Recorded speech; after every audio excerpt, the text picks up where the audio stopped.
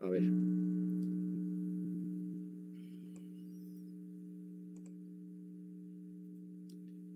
Voy a compartir.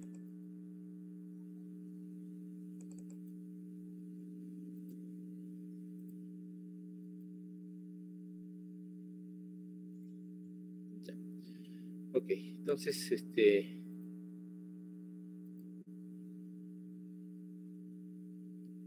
CIET, ¿ya? CIET. En CIET hay dos patologías. Bueno, esta es toda la patología de hipófisis, ¿no es cierto? Acá tenemos patología de la lóbulo anterior, del lóbulo posterior, es todo el examen, ¿no? Hay que recordar que en la patología de lóbulo anterior tenemos dos grandes grupos, la de tumores que van a secretar exceso de alguna de estas hormonas. Las más frecuentes son exceso de prolactina, prolactinomas, exceso de GH, que dan acromegalia, exceso de cortisol, de ACTH, que van a dar Cushing, un adenoma de exceso de TSH va a ser un tirotropinoma, ¿no? Va a dar hipertiroidismo. Exceso de FSH-LH no hemos hecho, no hay, es muy raro. Creo que no está en el sílabus, no se hace, porque es muy raro, ¿no? La deficiencia de estas hormonas se llama hipopituitarismo, ¿no? Hipopituitarismo. La deficiencia puede ser parcial, hipopituitarismo parcial, o total, ¿no? Todas las hormonas fallan. Entonces, todo esto tiene una repercusión clínica. Puede haber una mezcla de tumores hipofisiarios, digamos, productor de GH, digamos, acromegálico, con deficiencia de todas las demás, ¿no? Porque el tumor, acá, puede provocar compresión de todas las demás células y dar hipopituitarismo, ¿no?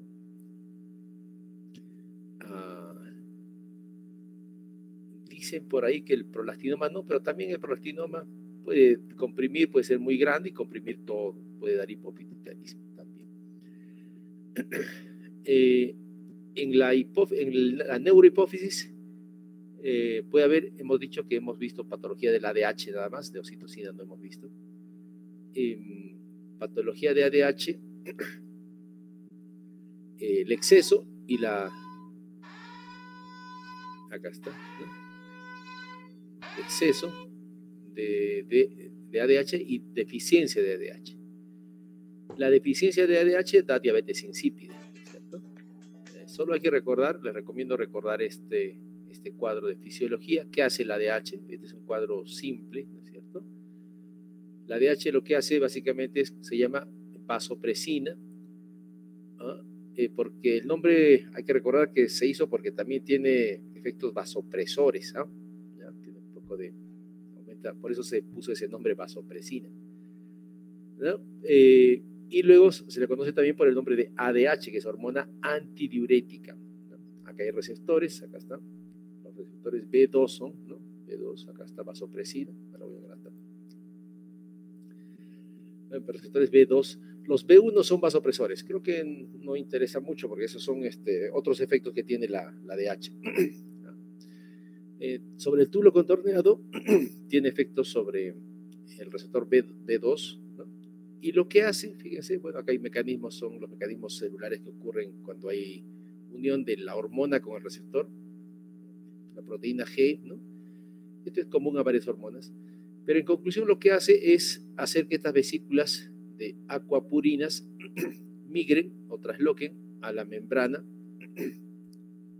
del túbulo contorneado, ¿no? Acá está.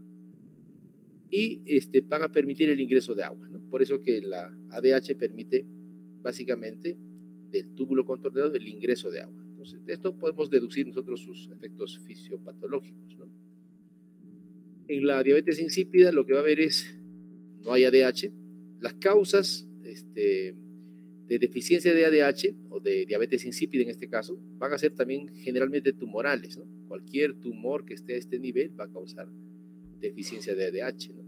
Cualquier tumor que impida la transmisión de los axones del hipotálamo, ¿no?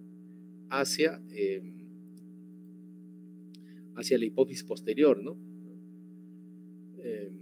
Y obviamente la consecuencia de no tener ADH va a ser que no se va a reabsorber agua y por tanto el agua, ¿no? se elimina, ¿no? Se elimina. Es una agua baja en sodio, por tanto es una orina hipoosmolar, ¿no? La osmolaridad está determinada principalmente por el sodio. Como ven acá, el agua ya no ingresa, va a haber un poco de hipovolemia, pero a la hipovolemia va a responder el sistema renina-angiotensina, que es otro sistema que tenemos, ¿no? Que detecta también esta disminución del volumen vascular a nivel renal, del volumen sanguíneo, se activa y esto hace que el sistema renina-angiotensina, ¿no? retiene agua, ¿no? Retiene un poco de agua, pero no puede, la acción de la ADH es más fuerte, ¿no? Por eso que el paciente tiene poliuria. Retiene agua y retiene también sodio, ¿no? Sodio. Por eso que en la diabetes puede haber un poco de hipernatremia, ¿no? Sodio elevado, puede haber. Generalmente se compensa la hipernatremia por la retención de agua también acá, ¿no? Entonces, diagnósticos diferenciales, esta es la ADH, acá está, ¿no? Se retiene, este es el CIAT ya también, ¿no? CIAT, que ocurre todo lo contrario, ¿no? Hay exceso de ADH, ¿no? Exceso de ADH, por tanto se retiene más agua, ¿no? Se retiene más agua del túbulo contorneado, aumenta el volumen vascular. Este aumento ya también no estimula, sino inhibe al sistema renina-angiotensina, y la respuesta fisiológica al disminuir la angiotensina es eliminar agua, ¿no? Porque está aumentado, la elimina, y elimina sodio, ¿no? Por eso la principal característica del CIAT es la hiponatremia, ¿eh? Por esta razón, porque se está reteniendo agua por exceso de acción de la ADH, ¿no? Y se está eliminando sodio, ¿no? Por eso la respuesta es hiponatremia, ¿no? En CIAT. O sea, CIAT es hiponatremia. De hecho, que hay una, creo que está acá, hay un manejo de la hiponatremia.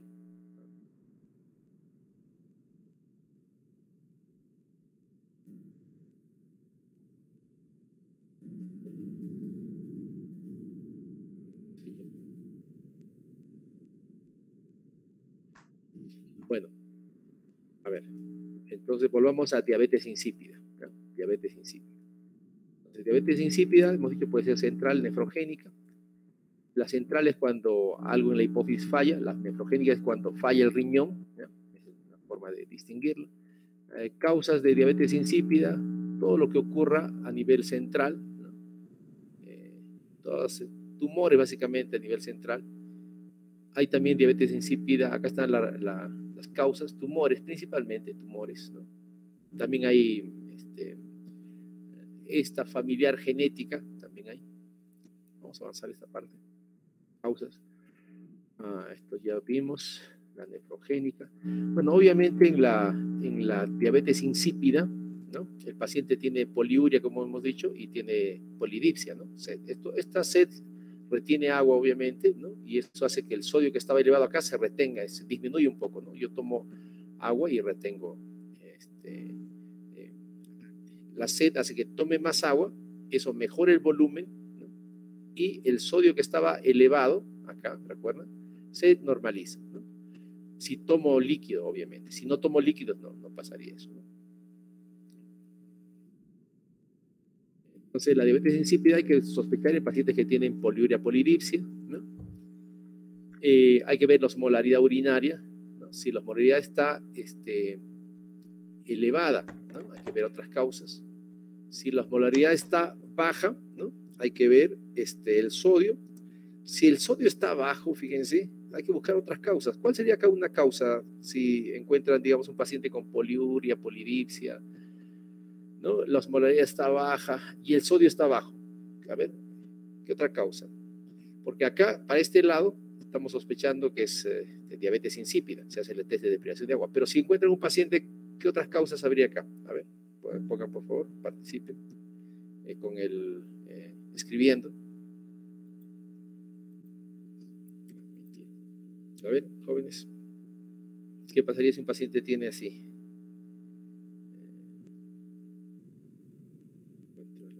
Están participando acá. ¿Alguien? Asistencia hoy día no se marca. ¿Ya? ¿Alguien qué pasaría? A ver, ¿alguien se anima? De ahí nomás no es el examen todavía. ¿Qué pasaría si encuentran un paciente que dice que tiene mucha sed, ¿no?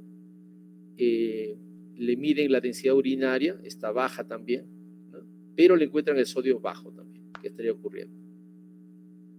Porque recuerden que el sodio tiene que estar, como dijimos acá, acá el sodio puede estar alto o normal, ¿no es cierto? O sea, si tomo bastante agua, normalizo mi sodio, ¿no? Normalizo mi sodio. Pero ¿qué pasaría si el paciente está como este paciente de acá? Acá, en otras causas. ¿Qué descartaría? A ver, ¿alguien se animó a escribir?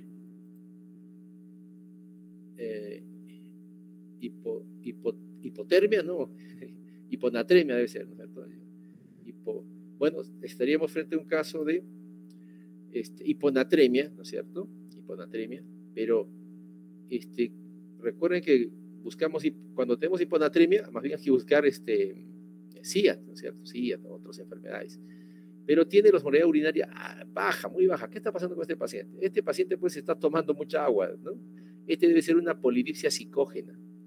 Polidipsia psicógena, ¿no? Osmolaridad, fíjense, baja, y la osmolaridad, porque el sodio va a representar a la osmolaridad baja en sangre, ¿no? Entonces, este paciente pues está tomando mucha agua. Son esos pacientes que les comenté, hay muchos psiquiátricos que toman mucha agua. A veces avisan, a veces no avisan, ¿no? Dice, no, el paciente, ¿toma usted agua? No, doctor, dicen. Y entonces, ¿cómo lo descubro? Esta es una forma fácil, ¿no? Osmolaridad urinaria. Les dije también que no medimos osmolaridad, ¿no? A veces se pide densidad urinaria. Si tuviéramos, se pide osmolaridad. Pero el sodio está bajo. Entonces, ¿qué hay que buscar acá? Otras causas. O sea, básicamente bebedores compulsivos de agua, psiquiátricos que beben, o polidipsia psicógena, ¿no? Si el sodio está normal, porque hemos dicho en el cuadrito ¿no? Que el sodio puede estar normal o elevado, entonces ahí sí sospechamos diabetes insípida. Y le hacemos el test de deprivación de agua, ¿no? Este es el test de deshidratación, ¿no? Lo sometemos no le damos agua al paciente, ¿no? Por varias horas, y la respuesta normal sería que la orina comienza a concentrarse, ¿no? El sodio se mantiene normal y el volumen urinario baja, ¿no? En eso consiste el test de deprivación. Cuando hay diabetes insípida, la osmolaridad sigue igual. Recuerden que está baja, ¿no? La osmolaridad está baja, ¿no? Está baja. Entonces, en el test de deprivación, la osmolaridad sigue baja durante todo el test. El sodio comienza a subir, porque como no le estoy dando agua, acá, como no le estoy dando agua, entonces el sodio, ¿no? O sea, no se va a reponer el volumen, no va a llegar agua, porque todo lo que yo tome va a ir a la sangre, obviamente, ¿no es cierto? Entonces, no le doy agua, por tanto el sodio comienza a subir, ¿no? Por eso acá dice que el sodio sube, ¿no? Sube. Y como no tiene antidiurética, porque la diabetes insípida es que no tiene, entonces el paciente sigue orinando en igual volumen cada hora, ¿no? Entonces, así, este es el test de deprivación. El test de deprivación de agua se completa con vasopresina. Le administro vasopresina al paciente, ¿no? Lo puedo administrar por vía inhalatoria o endovenoso, ¿no? Y obviamente si le administro vasopresina y todo se arregla, fíjense esto, se arregla, o sea, se normaliza, o sea, la osmolaridad aumenta, el sodio se normaliza y el volumen baja, quiere decir que a este paciente le faltaba vasopresina. Por tanto, el diagnóstico es diabetes insípida central, porque le faltaba la vasopresina, ¿no? Una deficiencia de vasopresina. Pero si le administro vasopresina y todo sigue alterado, ¿no? Entonces, este paciente, digo, es nefrogénica. ¿Por qué? Porque tiene vasopresina, lo que está fallando es el riñón. Muy bien, eso creo que me parece importante en diabetes insípida. También tenemos este cuadrito, a ver, lo voy a agrandar un poco. Diabetes insípida, le hago el test de deprivación, ¿no es cierto? Cuando tengo recuerden que esto hago cuando tengo la osmolaridad aumentada, ¿cierto? Acá está el cuadrito acá. ¿No? Perdón, la osmolaridad disminuida, ¿no es cierto? Diabetes, acá en esta línea es diabetes insípida. Otras causas, osmolaridad aumenta, otras causas. ¿Qué otras causas puedo buscar? Acá creo que está.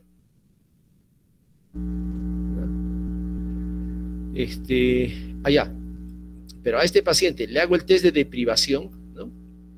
Y obviamente en el test de deprivación, la osmolaridad de la orina en estos pacientes va a seguir muy baja, ¿no es cierto? Acá es donde detecto diabetes insípida. Incluso puedo determinar por el porcentaje de cambio de osmolaridad. Si cambia más del 5%, digo que es completa, y si cambia menos del 50%, digo que es incompleta.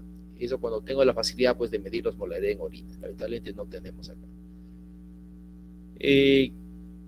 Cuando la osmolaridad de la orina está entre 300, o sea, sube un poquito, ¿no? Entonces probablemente estamos, ¿no? frente a una, buscar otros diagnósticos que vamos a ver acá ahorita.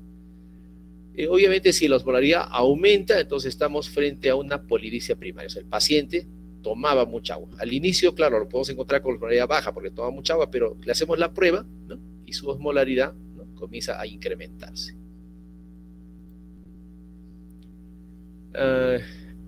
Cuando esté entre 300 y 800, acá, también se puede, bueno, puede ser los tres diagnósticos, ¿no? Pues depende ya de las características clínicas del paciente. Puede ser una diabetes insípida parcial, ¿no? O nefrogénica parcial, o puede ser una poliricia primaria, ¿no? Ya eso depende de la historia del paciente, hay que indagar al paciente. O sea, nos quedamos sin diagnóstico solo viendo la historia familiar, datos clínicos, le insistimos, toma usted, hable la verdad, le decimos, toma mucha agua, entonces confiesa, ya decimos, poliricia primaria, ¿no? Pero dice, doctor, no tomo agua, ¿no? Entonces, vemos en la familia, capaz hay un antecedente de diabetes insípida, decimos diabetes parcial, sería parciales esta, ¿no? O le hacemos finalmente, pues le hacemos una resonancia, ¿no? Le hacemos una resonancia, ¿no? Y ahí detectamos capaz realmente hay un tumor, ¿no? Y está dando una diabetes insípida parcial, ¿no? Y obviamente el paciente tiene que revisar, para ver el tratamiento, ¿no? De acuerdo a cada paciente. El tratamiento, dijimos acá, bueno, se usa desmopresina, ¿no? Es un análogo de la vasopresina, ¿no? Otros tratamientos que se utilizaban, bueno, hay que revisar acá que también dentro de causas de CIAT, está el exceso de vasopresina, o sea, de desmopresina. Hay pacientes, de hecho, yo he visto hace poco un niñito que tiene diabetes insípida, ¿no? Y ha hecho hiponatremia, ¿no? ¿Por qué haría un paciente ya con diabetes insípida, ya está, usa desmopresina? ¿Dónde está la desmopresina? Acá, usa ya desmopresina y llega a la emergencia del hospital, ¿no? Desmayado. ¿Por qué sería? ¿Alguien se anima? Llega desmayado al hospital. ¿Alguien se anima a una respuesta? Es un diabético paciente con diabetes insípida. De hecho, es un niño. Insípida. Es un niño, bueno, no tan niño, ya tiene 15 años. Pero tiene también hipopituitarismo. O sea, tenía un tumor él. Es un caso bien interesante porque tenía un tumor en la región hipotalámica que le provocó pubertad precoz. Yo lo conozco a este niño hace como 7 años, 8 años, ¿no? Vino con pubertad precoz.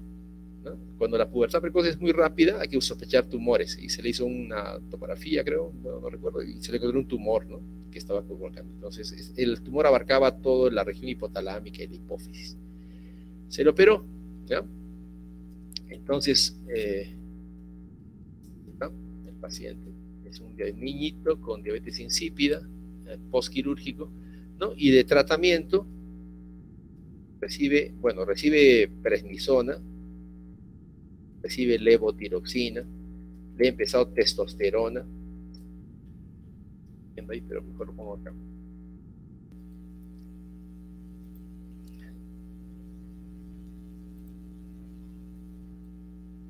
A ver, es un niñito con diabetes insípida, ¿ya? Él tiene también hipopituitarismo postquirúrgico, ¿ya? Tiene 15 años, ¿ya? Se llama Walter, ¿ya? Tiene 15 años, le operaron hace como ya 5 años, ¿no? Incluso tiene una válvula y todo eso, ¿no? Entonces, de tratamiento toma, le decía, prednisona, porque, bueno, ahora le cambiaba a hidrocortisona, porque es, pues, hipopituitarismo, ¿no? Hay que reemplazar. Se reemplaza generalmente el eje, se reemplaza hidrocortisona. Usábamos antes prednisona en este paciente. Es total levotiroxina. Le estoy administrando testosterona inclusive. Cables tenemos acá. Le administro también GH, le estoy dando últimamente porque ha dejado de crecer. Y le administro desmopresina. Ese es su tratamiento, ¿no? Entonces viene este niño y viene desmayado, ¿ya? O sea, llega desmayado, su mamá me llama, doctor, está en emergencia. ¿Qué ha pasado? Entonces, ¿qué examen le pedirían cuando tiene todos estos antecedentes, ¿no? Y llega desmayado al hospital? ¿Alguien se anima a responder? Glicemia, no, pues glicemia no tiene nada que ver acá, no tiene diabetes el niño, no tendría por qué hacer hipoglicemias. Sodio, exacto, hay que pedirle sodio, ¿ya? Sodio. ¿Ah? El sodio le sale 118, creo, no recuerdo, pero bajísimo está, ¿ya? 118. Entonces este niñito obviamente está haciendo pues una hiponatremia. La causa sería ¿cuál de estos diagnósticos puede dar hiponatremia? Hemos visto que la diabetes insípida no da hiponatremia, ¿no es cierto? Más bien da hipernatremia. ¿Qué podría estar haciendo este niñito? ¿Qué diagnóstico? ¿Se anima? ¿Algún diagnóstico? Este niñito, voy a bajar la letra. ¿Ya? ¿Algún diagnóstico de este niñito? ¿Nada? ¿Nadie se anima? ¿Qué puede estar haciendo? A ver, jóvenes.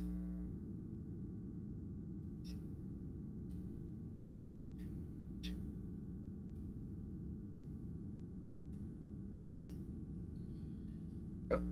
Entonces, podría estar haciendo. ¿Alguien se animó? Anímense, jóvenes, lancen diagnósticos. SIAD. Sí, claro, SIAD, claro. Estamos tocando el tema de SIAD. ¿Y por qué estaría haciendo SIAD? Recuerden en causas de SIAD, acá está, causas de SIAD. ¿Dónde está? SIAD, acá está. Causas de SIAD, fíjense, son muchas, ¿no? Tumores, ¿no? Hemorragias, bueno, se dividen en 3, ¿no? Hemorragias, algo en el sistema nervioso central, ¿no? Hemorragias, infecciones. Le digo, el chico no estaba haciendo fiebre, nada.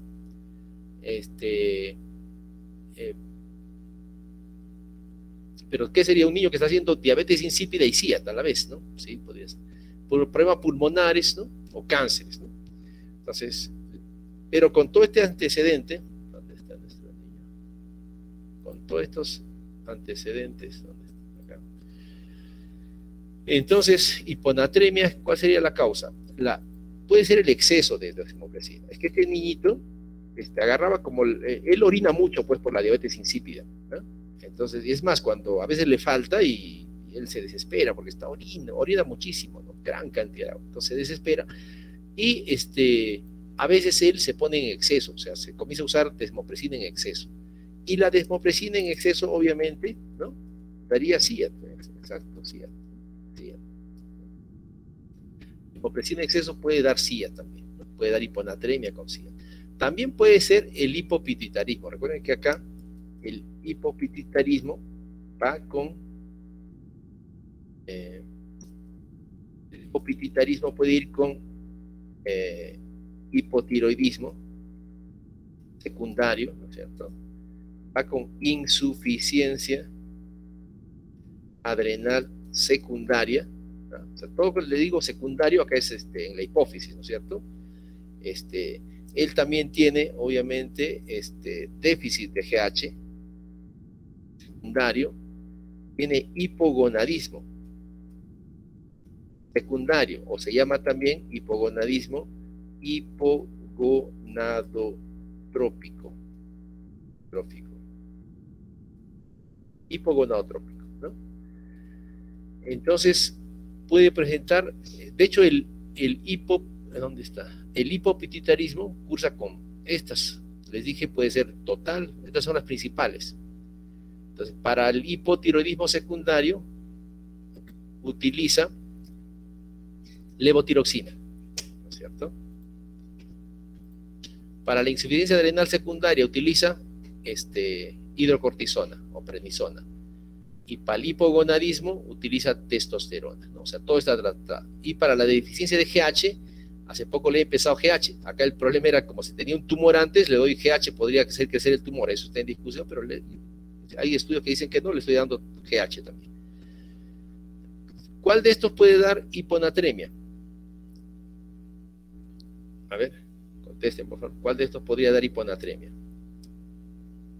¿Tienen respuestas? El hipotiroidismo, exacto. También la insuficiencia, sí, exactamente, ¿no? Entonces, también a este paciente se suma que el paciente tiene insuficiencia renal secundaria y esta, ¿no?, puede dar, recuerden, la principal manifestación de esto es el sodio bajo, ¿no? También de esto, ¿no? O sea, tiene múltiples causas para hacer hiponatremia. O sea, su control debe ser muy adecuado. La otra posibilidad es que este niño no haya estado usando su prednisona. De hecho, le he aumentado la dosis, le he cambiado a hidrocortisona, ¿no? Esa sería la otra causa. Son hiponatremia, puede ser por exceso de desmopresina, ¿no?, o por la dosis insuficiente. O sea, tienen, mire, cuántas razones para hacer hiponatremia este niño, ¿no? Entonces, a este niño se le ha repuesto sodio y todo, ¿no? Ahora, el tratamiento de este niño en la emergencia, tratamiento de SIAD. Vamos al tratamiento. Como este ejemplo es bien interesante para SIAD, ¿no? En el SIAD ya hemos dicho la fisiopatología, no vamos a repetir, ¿no? El tratamiento hay que recordar, este es el diagnóstico de SIAD, ¿no? En el diagnóstico de SIAD hay que recordar estas características. A ver, se empieza con el sodio bajo. El sodio bajo, ¿qué va a dar? Disminución de la osmolaridad. O sea, esto le hace también acá sodio hiponatremia, que da, claro, osmolaridad disminuida. El sodio es el principal determinante de la osmolaridad. La osmolaridad urinaria está no alta, pero debe estar más de 100. Clínicamente eubolémico, o sea, el paciente no tiene que estar con signos de deshidratación ni con signos de exceso. Recuerden que acá hay una forma de evaluar esto, creo que está acá. Acá está, ¿no? Encuentro un paciente hiponatrémico, tengo que descartar primero que esté hipovolémico, hipervolémico. ¿Cómo sé que está hipovolémico? Está deshidratado. ¿Cómo sé que está hipervolémico? Con edemas, ¿no? Las causas de edemas pueden ser, bueno, de deshidratación, es la clínica, pues, ¿no? Le digo, paciente, usted ha tenido diarreas, ¿no? Entonces, sí, doctor, es un niñito que ha tenido diarreas. Por ejemplo, si el niñito que les digo hubiese tenido muchas diarreas, ¿no?, entonces diría, es una hiponatremia hipovolémica, ¿no? Pero no estaba deshidratado el niño. Si tengo edemas, entonces es una hiponatremia hipervolémica, ¿no? Las causas renales, cardíacas y hepatopatías. Ahora, Si la hiponatremia es euvolémica, hiponatremia, sodio bajo, y no hay signos de deshidratación ni edemas, entonces digo que es una hiponatremia euvolémica. Entonces, las posibles causas son SIAD, pero SIAD es al final. Insuficiencia adrenal, lo que tenía este niño, ¿no? Este niño, insuficiencia adrenal, dentro de un hipopituitarismo. Hipotiroidismo, que podría ser primario o secundario, ¿no? Como en este niño, por ejemplo, también, ¿no? En este niño era secundario, pero puede ser un hipotiroidismo primario también.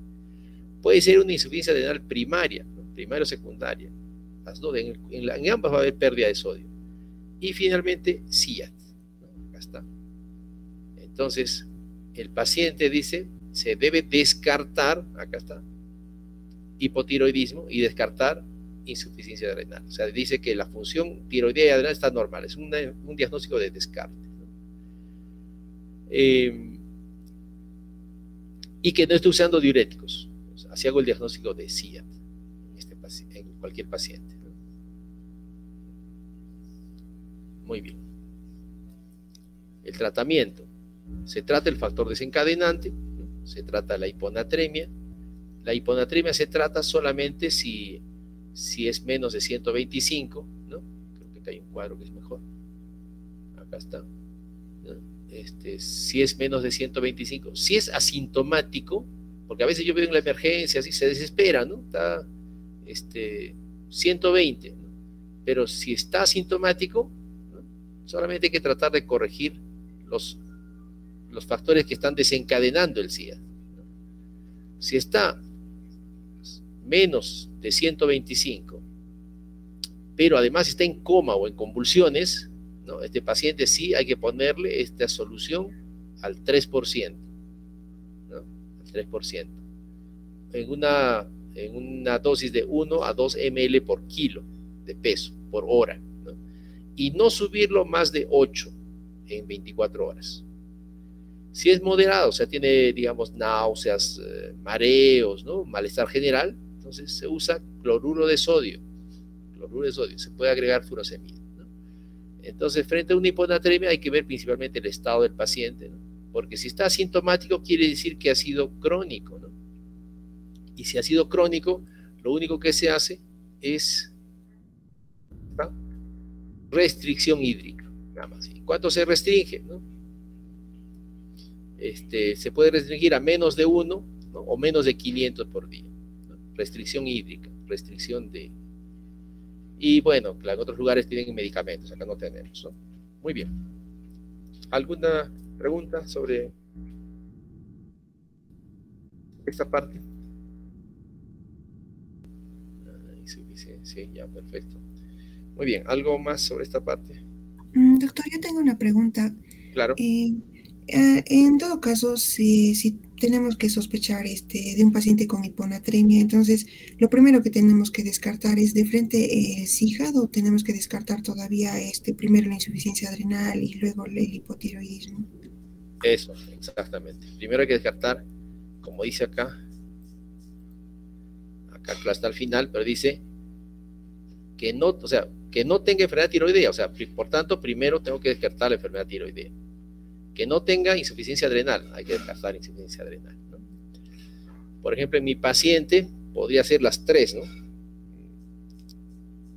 Porque él tiene enfermedad tiroidea y además tiene insuficiencia adrenal, ¿no? Pero yo tengo el dato que usa mucha desmopresina, eso me ha hecho a mí llegar al diagnóstico. Pero efectivamente, como tú dices, ¿no? Primero, con estas características el paciente, ¿no?, con hiponatremia principalmente, pero primero hay que descartar hipotiroidismo e insuficiencia adrenal. Exacto. Porque si, digamos, encuentro todas estas características, pero es insuficiencia adrenal, su medición de cortisol es muy baja, entonces la causa de la hiponatremia sería, como bien dice acá, ¿no?, insuficiencia adrenal, ¿no? Esa sería la causa. Ya no sería SIAD, sería insuficiencia adrenal, ¿no? Muy bien. Es correcto lo que dices. ¿Algo más, jóvenes? Ya. Nos vamos a ver, después de compartir acá.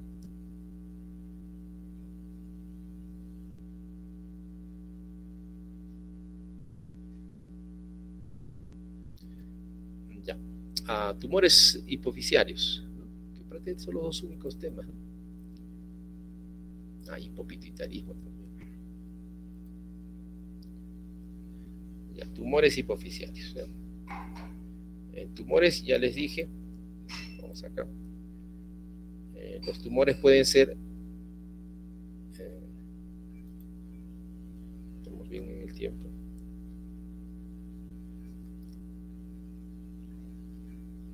Está bien. Doctor, disculpe. Sí, dime.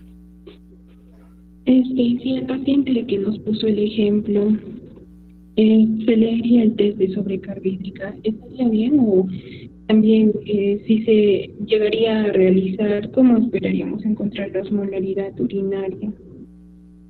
Si le haces un test de sobrecarga en el paciente, el problema es que en el paciente ya tengo diagnósticos previos, ¿no? Pero si se le haría un test de sobrecarga hídrica, el test de sobrecarga hídrica ya no se usa, ¿ya? Pero si se le haría, a ver, vamos a ver. Diabetes insípida. A ver, vamos a ver el caso clínico. Acá está, ¿no es cierto? A ver, vamos a deducir, ¿ya? Y si este niñito le hago una, no, pues no puedo hacerle porque si está haciendo hiponatremia, ¿no? Si le hago un test de carga, le voy a bajar más el sodio, ¿no? El sodio, ¿no es cierto? Entonces, este paciente, le hago el test de carga, a eso le pongo test de carga, pero el test de carga sería con solución hipertónica, eso podría ser, claro, sí, sí. Le doy una solución hipertónica.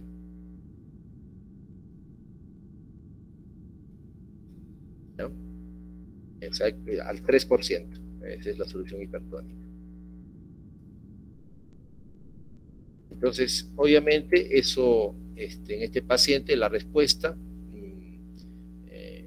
¿qué respuesta tendría acá en la sangre? Obviamente el sodio comienza a subir, ¿no?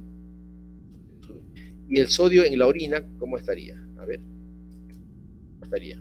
Respuestas.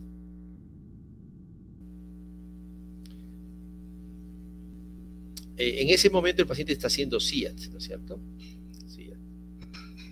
Por exceso de desmopresina. Estamos suponiendo que está haciendo SIAT por exceso de desmopresina.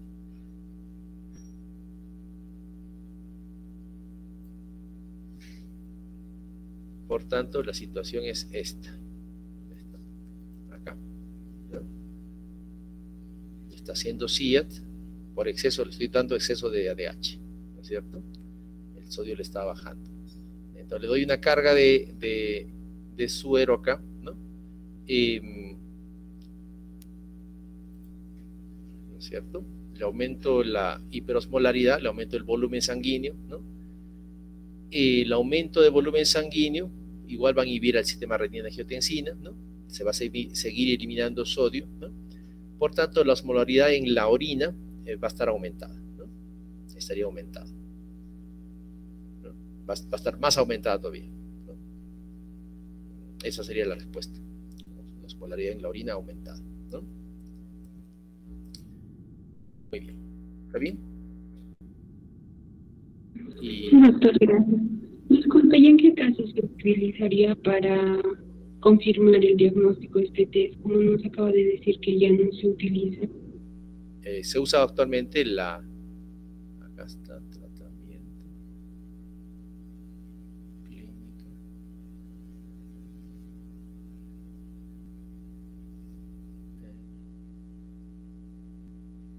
Porque actualmente tenemos otras pruebas, o sea, las pruebas estas, esta es la forma de diagnóstico actual de SIAT, ¿no?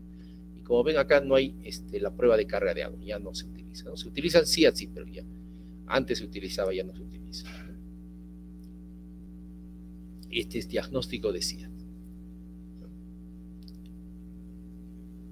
Muy bien, vamos a tumores hipoficiarios. Entonces, acá está la lista de tumores hipoficiarios, ¿sí? Hay que recordar que los tumores hipoficiarios no solamente pueden ser adenomas, o sea, de células hipoficiarias, sino Varios tipos de tumores se pueden asentar en la hipófisis, ya lo dijimos, por ejemplo, cardiofaringiomas. La clasificación por el tamaño, microadenomas, macroadenomas, ¿no? Estos son macroadenomas. Obviamente los macroadenomas, hay que recordar que la hipófisis mide 1 centímetro más o menos, ¿no? Por tanto, si sobrepasa los límites de la hipófisis, son macroadenomas.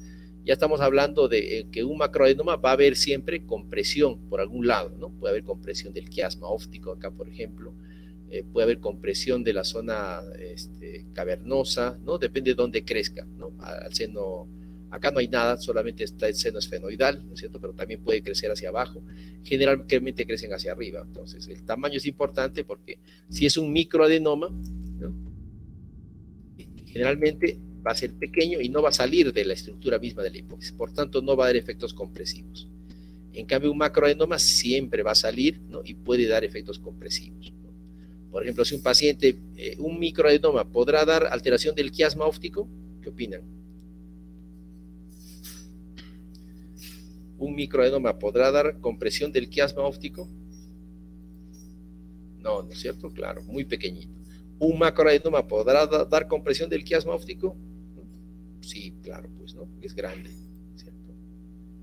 Este tumor que ven acá, ¿estará afectado el campo visual del paciente? Claro, pues, ¿no? Está grande. La otra clasificación, ya les dije, es por su funcionamiento, y acá tenemos Cushing, acromegalia, hiperprolactinemia, ¿no? Estos son las causas de tumores hipofisiarios, ¿no? La mayor parte son de tipo esporádico, o sea, que aparecen espontáneamente. Este 5% es familiar, o sea, tendencia familiar, ¿no? Pero la mayor parte son esporádicos, o sea, le aparece a cualquier persona, en otras palabras, ¿no? Tenemos dentro de los genéticos el MEN1, ¿no? Tumor en pituitaria, tumor en paratiroides y tumor gástrico, ¿no? O en páncreas, MEN1. Carney, son estos tumores. La semiología o los síntomas van a estar dados por la compresión o por la hiperfunción hormonal. Por compresión tenemos principalmente alteraciones del campo visual. Si invade el seno cavernoso, se afecta a los nervios craneales. Puede dar diabetes insípida, como ya dijimos. Puede dar hiperprolactinemia, ¿no? Porque la vía del tumor, no, perdón, la vía del control de prolactina, que está dado por el hipotálamo, se interrumpe y a veces existe un ligero exceso de prolactina. Y puede dar, pues, hipopituitarismo, ¿no? El tumor puede ser tan grande que da hipopituitarismo. Tumores, estos son hemianopsias, etc. Acá, ¿no? Este es el seno cavernoso, ¿no? Donde están algunos nervios, el tercero, el cuarto, el sexto principalmente, que pueden comprimirse, ¿no? Si el tumor creciera hacia este lado. Tumores grandes generalmente. Estas son las lesiones pares craneales, ¿no? La mejor forma de ver es la resonancia. Acá está el porcentaje de tumores, ¿no? El principal, el más frecuente son los prolactinomas. Obviamente, acá hay que distinguir algunos términos. Y por hiperprolactinemia, ¿qué será? Este es hemia, sangre. Entonces, exceso de prolactina en sangre, ¿no? Hiperprolactinemia. Prolactinoma, tumor, ¿no? En hipófisis. Hay otro término, macroprolactinemia, no se confunde con este término, ¿ya? Hemia, está en sangre, son moléculas grandes de prolactina, ¿no? Que están en sangre. A veces simulan dan hiperprolactinemias idiopáticas, ¿no? O por macroprolactinemia en sangre. No se confundan este macro con este macro. Acá podría ser macroprolactinoma, ¿no? El macroprolactinoma sería un tumor, perdón.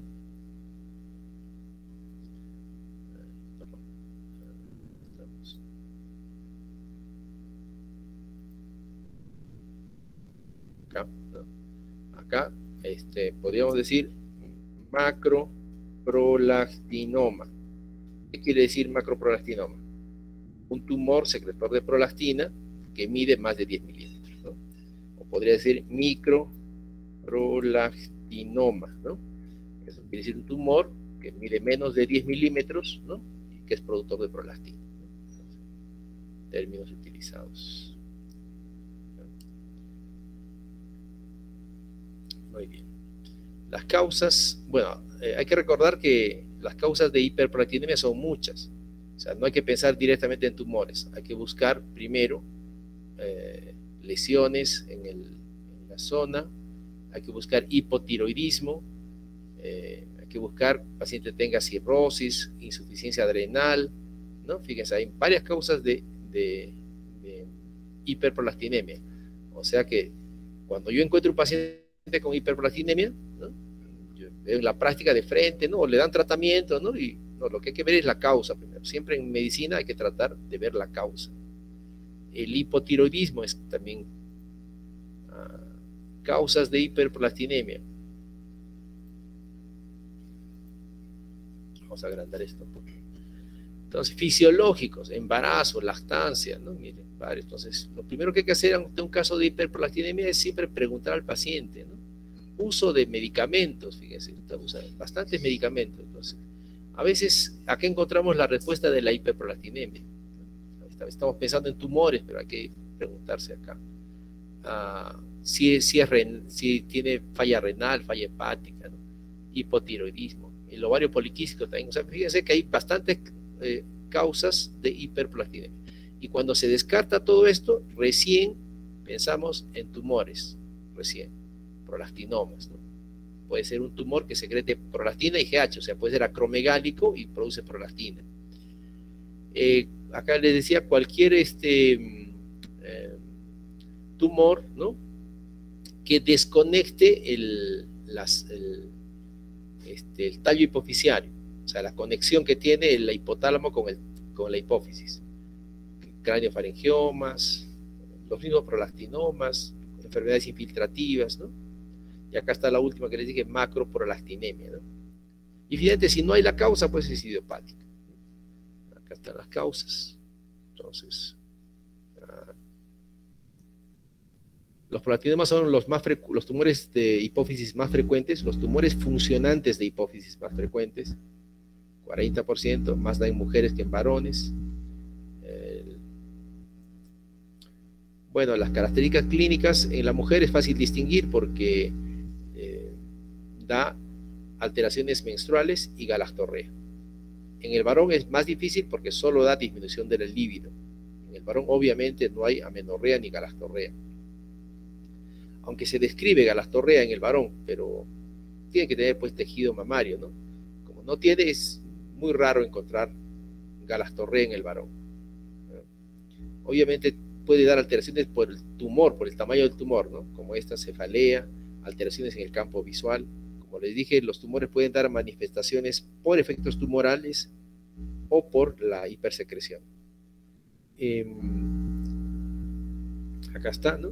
Hiperprolactinemia, medicamentos, examen físico, ver si está embarazada, esto es importante, a veces el paciente está embarazada, ¿no? Causas de hiperprolactinemia. Si no es nada de eso, recién te vas a buscar un prolactinoma, ¿no? Y buscas a través de una resonancia o tomografía lo que tengas. El tratamiento de hiperprolactinemia depende, ¿no?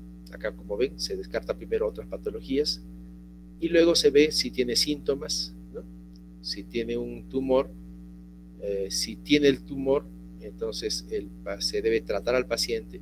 Hay básicamente tres motivos para tratar una hiperprolactinemia.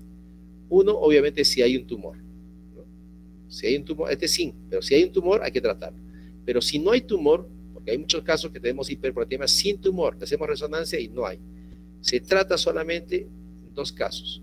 Cuando tiene clínica, o sea, el paciente tiene amenorrea o tiene secreción galactorrea, ¿no? Y obviamente le molesta mucho, entonces hay que tratar. O si la paciente desea fertilidad, ¿no? Esas son indicaciones de tratamiento cuando no hay prolactinoma. Si hay prolactinoma, obviamente hay que tratarlo, ¿no? Este es un tumor que tiene tratamiento médico. Este es un tumor que va a tratamiento médico, no va a tratamiento quirúrgico. Salvo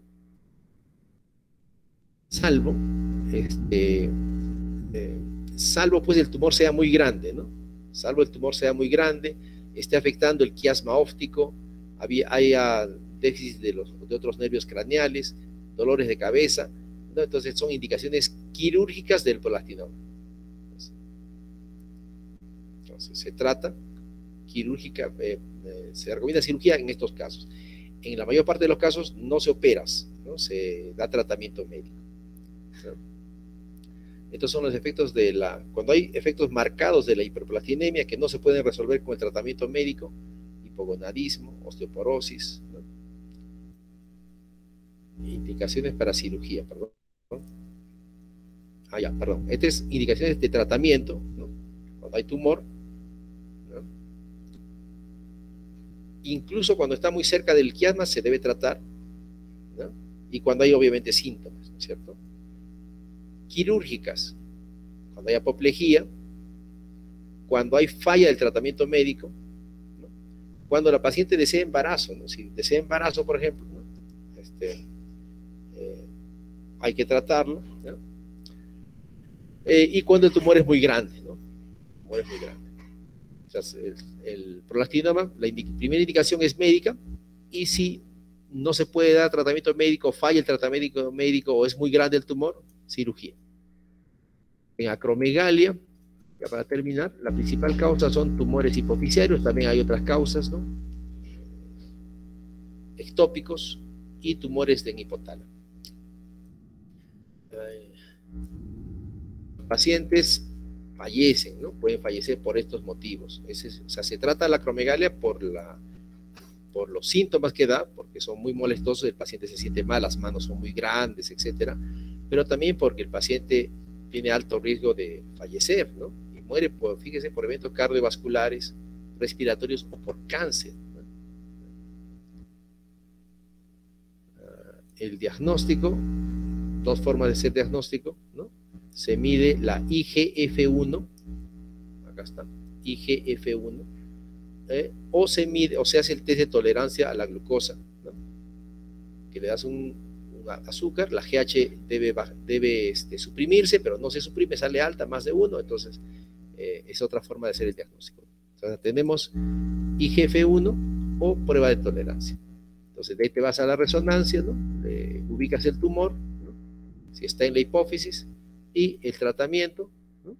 Es operas, ¿no? Acá en acromegalia la indicación es quirúrgica, casi siempre.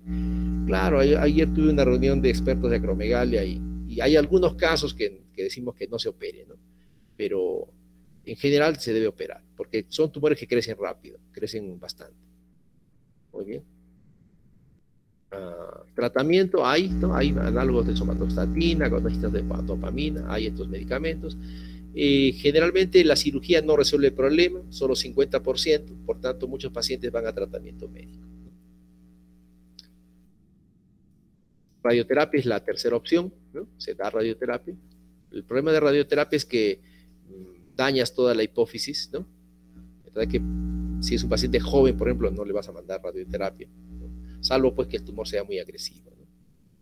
Cushing, creo que ahí nos quedamos. Cushing, principales causas hipofisiarias, ¿no? El diagnóstico me parece que hay que repasar. El diagnóstico, 3 formas de hacer el diagnóstico: cortisol libre urinario, cortisol en saliva de medianoche y la test de dexametasona, ¿no? Dexametasona. Después de recién diagnosticar síndrome de Cushing, recién se pide ACTH, porque si pides ACTH al inicio te confunde. Primero se hace cualquiera de estas 3 pruebas. Si sale alterada, recién te vas a hacer ACTH. Si la ACTH sale baja, entonces el tumor debe estar en las adrenales, ¿no? Si la ACTH está normal o elevada, entonces el tumor está en la hipófisis. Esto es importante. ACTH normal o elevada, entonces, ¿para qué? Es importante para yo decidir dónde voy a hacer la imagen, la tomografía o resonancia, en las adrenales o en la hipófisis. Depende del nivel de ACTH, ¿no? De ACTH. Entonces, si la ACTH me sale normal o elevada, entonces me voy a hacer imagen de la hipófisis, o sea, esta, no sé, está también. Entonces, si claramente ahí veo el tumor, ¿no?, en la hipófisis, ya tengo el diagnóstico y le mando a operar al paciente. Acá está, mando a operar. Pero si no se ve la imagen, se hace esto, que es un cateterismo, y se mide el ACTH en el lado izquierdo y el lado derecho de los senos petrosos, ¿no? Se mide y se ve si hay si hay elevación del ACTH a este nivel. Si está elevado, entonces digo, realmente está en la hipófisis, pero es muy chiquito capaz porque eso no se ve. Generalmente son microadenomas. Entonces también me voy a la cirugía, ¿no? Si no hay esta elevación del ACTH por este examen, entonces digo, debe estar ectópico. Me tengo que dedicar a buscar dónde estará el tumor, ¿no? En el pulmón, en el sistema gastrointestinal, ese es ya otro rollo, ¿no? El tratamiento quirúrgico.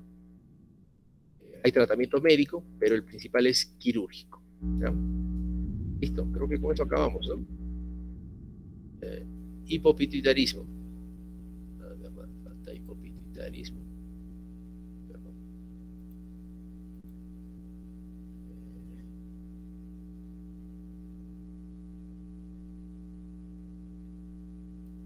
Ya, entonces, hipopituitarismo, vemos, o ya están tigres en hipopituitarismo. Creo que en hipopituitarismo habría que revisar solamente el diagnóstico, ¿no? Bueno, es muy cargado hablar de todo en una sola clase, ¿no? Pero en hipopituitarismo les recomendaría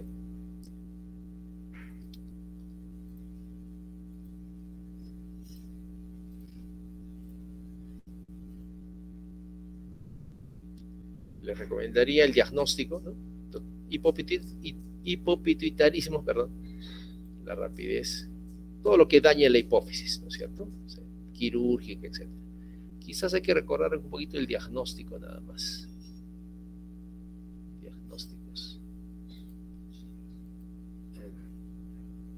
Diagnósticos, ¿no? Habría que hacer el diagnóstico por ejes, ¿no es cierto? Cada eje tiene una forma de diagnóstico. Recordar que si el cortisol sale muy bajo, menos de 100 nanomoles por litro, es diagnóstico. Si sale muy alto, está excluido. Si está entre 100 y 500, ese es el problema.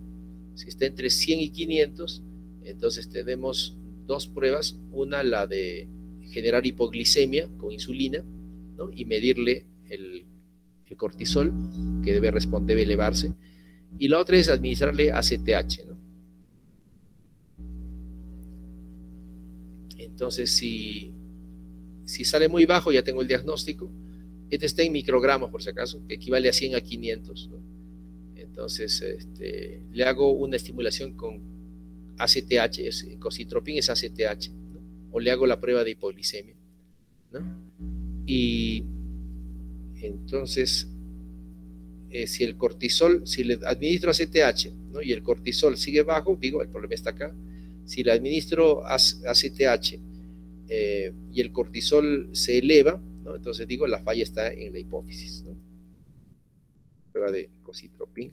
En el hipotiroidismo secundario, el diagnóstico se hace,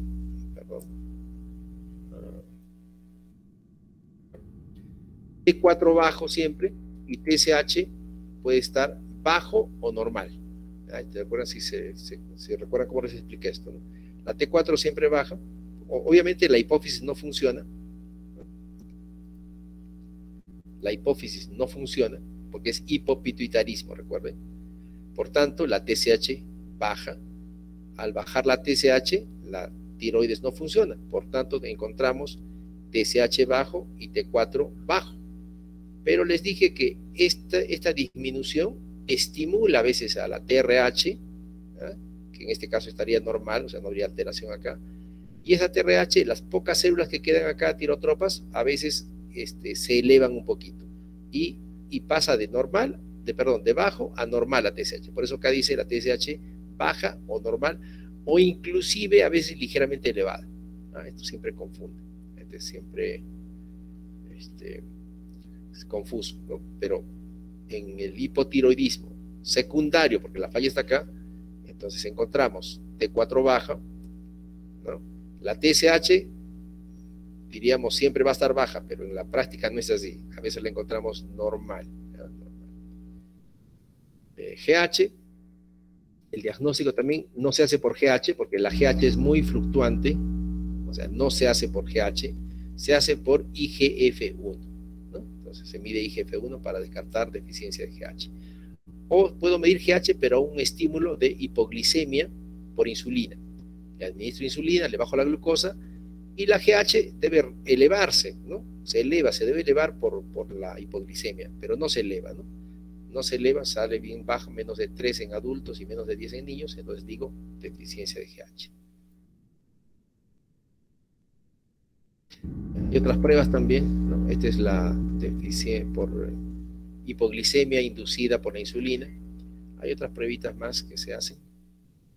Y la deficiencia de FSH, obviamente la sospecho cuando haya amenorrea, ¿no es cierto?, en la mujer sobre todo. Y el diagnóstico también se hace midiendo hormonas, ¿no? El estradiol muy bajo, y la LH y FSH también pueden estar bajas, ¿no? O normales también, ¿no? Si es posmenopáusica, ¿no? La LH está inapropiadamente normal, diría yo acá, o baja. Porque recuerden que la FSH está normal siempre la FSH y la LH están elevadas en la menopausia, siempre. Porque en la menopausia falla el ovario. Al fallar el ovario, por feedback se estimula la FSH y la LH. O sea, una mujer posmenopáusica siempre tiene FSH y LH elevada, toda la vida, desde los 50, desde que es menopáusica. Si tú encuentras normal en la edad de la menopausia, eso indicaría hipogonadismo, ¿no? Muy bien, listo, jóvenes. Creo que ¿tienen alguna pregunta en esta parte?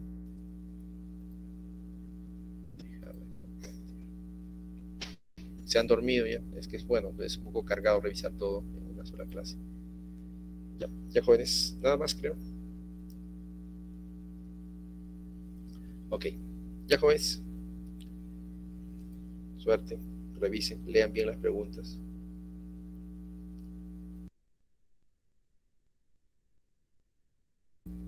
Por si acaso, la próxima clase toca el seminario, ¿ya? Entonces, lo harán pues mañana, pasado, me lo mandan el sábado por la noche, ¿ya? Para revisarlo. Creo que hay 2 seminarios, ¿ya? Creo que hay 2 seminarios. Cushing. A ver, una repasadita el cronograma, ¿ya?